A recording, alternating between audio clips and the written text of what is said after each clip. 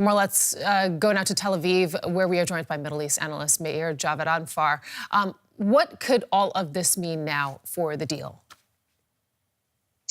Basically means that the Iranians have taken a decision to retaliate against President Trump's decision to walk out of the Iran deal.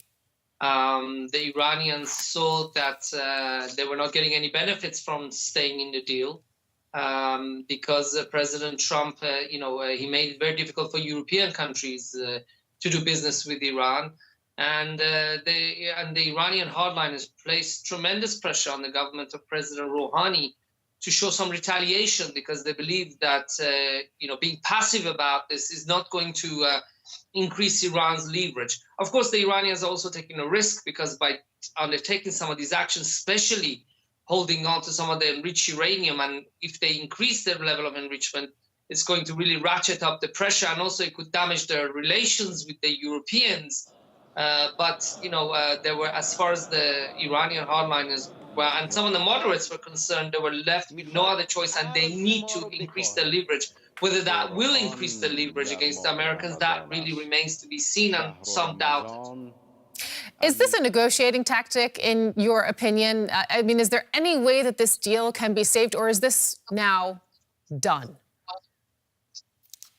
To be honest with you, I don't see President Trump going back to the negotiation table because of this. I think this is going to ratchet up the pressure between the two sides. I think the two sides are now slowly going to start to play a game of chicken, with the Iranians increasing, as they're already going to hold some of the excess uranium, and then if they increase the level of enrichment, that is really going to put them on a path of confrontation with the West and Israel.